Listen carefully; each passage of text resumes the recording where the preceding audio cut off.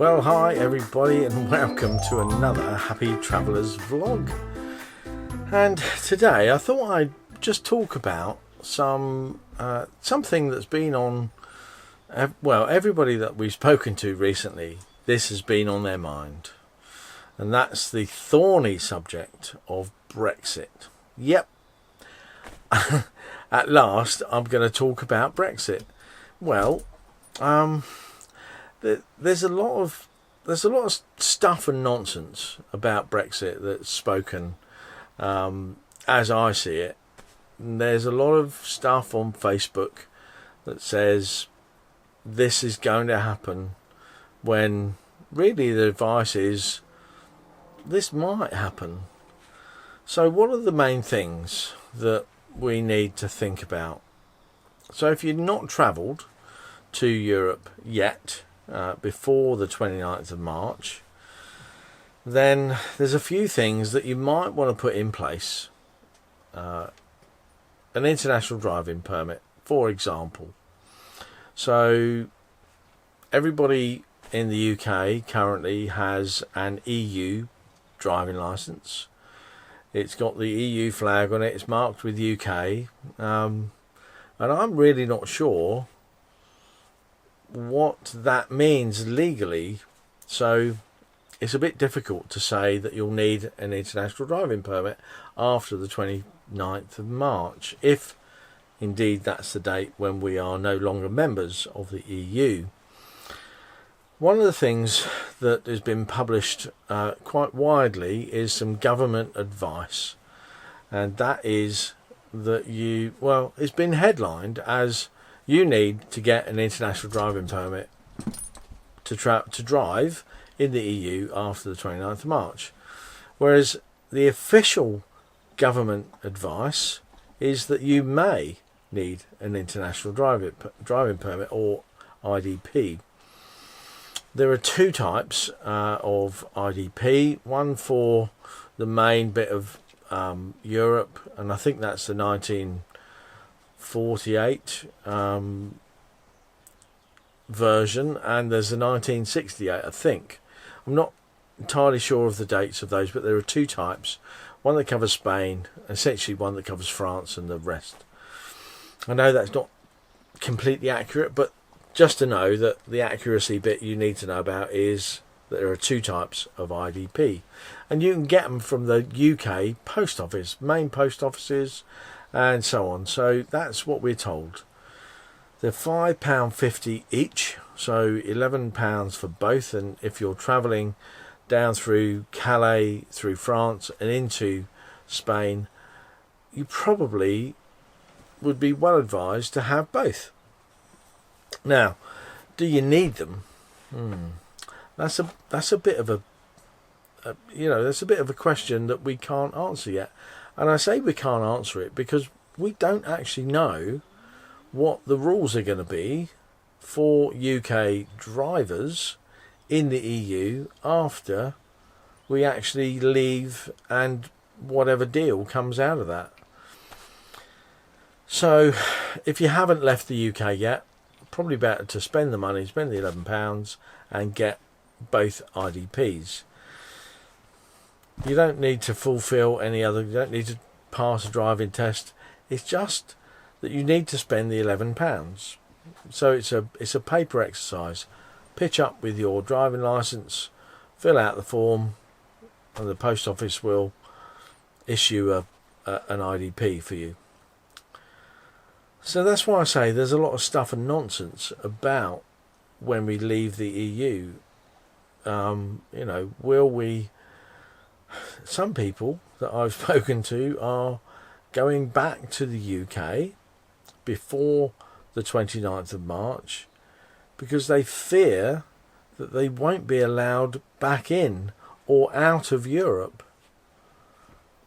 What is that all about? Wendy and I both have UK passports. The clue is in the name of the thing. It's a passport. It allows you to pass the port. So It is what it is, so there's no real danger of us, now we're in Europe, physically, we're on the continent of Europe. If the UK leaves the European Union, we're not going to be stopped at the border and say, well, you were in Europe before we left, so you can't come back in now. That's just complete nonsense. So we're not worried about that at all. I'm also not really worried about the international driving permits, because I think if we're in Europe already and we've not got a return ticket yet, so we're going to be here after the 29th of March, and we're going to be driving this van on European roads with an EU issued driving licence, although it's a UK driving licence. I think I'm happy to take the chance, as it were, of not travelling back to the UK to get an IDP. I'm pretty confident that if it's absolutely necessary, and there will be, bearing in mind there will be advice after the 29th of Europe if we've left, for those drivers in the EU already on that day as to what they should do.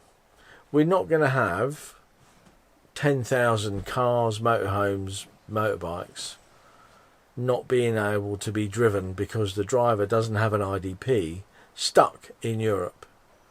If at midnight European time, 11 p.m. UK time, you're at a red traffic light, for example, in the middle of Paris, and you say, oh, well, 1 minute past 12, I'm not allowed to drive anymore because I've got a UK driving licence. That would be nonsense, wouldn't it? So, as I say, there's a lot of stuff and nonsense about all this stuff. The other thing is, if you have pets, like a dog, like we do, we have Pippin. She's got a passport, like us. And the idea of the passport is that it documents all the vaccinations and that sort of stuff, and makes sure that she's safe to bring back into the UK. Now, I can't imagine that she'll be safe to bring back into the UK on the 29th, but not safe on the 30th of March. Because we have that passport, and because we'll have the worming tablet done at a vet before we come back, there might be some extra stuff, extra little hoops you need to jump through, but I think that's going to be how it is. There's a few hoops you're going to have to jump through if the UK has left the European Union by the 29th, and if there is no worked out deal that is being spoken about right now. And by the way, the deal that is being spoken about right now, that will be voted on tomorrow, isn't actually a deal. It's a withdrawal agreement. Weirdly, it's an agreement on how we'll work out what the deal is going forward. So it's not a deal at all.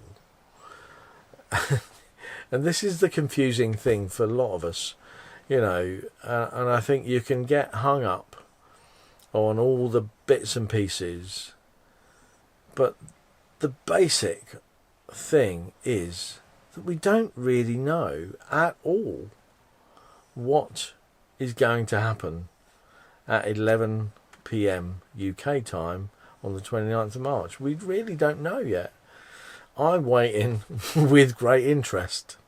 We are waiting with great interest to see exactly how it all pans out. We're not worried. We're not really concerned. We're not panicking. Worst case scenario is that we get stuck in Europe. Maybe we have to take up Spanish residency. Maybe we'll have to re-register the van. But that's the worst case. And you know what? I can think of worse things to happen. But there you go. Those are my thoughts on the Brexit thing. I'm sure that's opening up a can of worms for everybody. Just know that we, the happy travellers, are happily travelling around Europe. But if you've enjoyed this little ramble about Brexit, give us a thumbs up, and definitely don't forget to subscribe if you want to continue following our adventure as we travel around the UK and Europe, living full time in our motorhome. I'll see you again soon. Bye bye for now.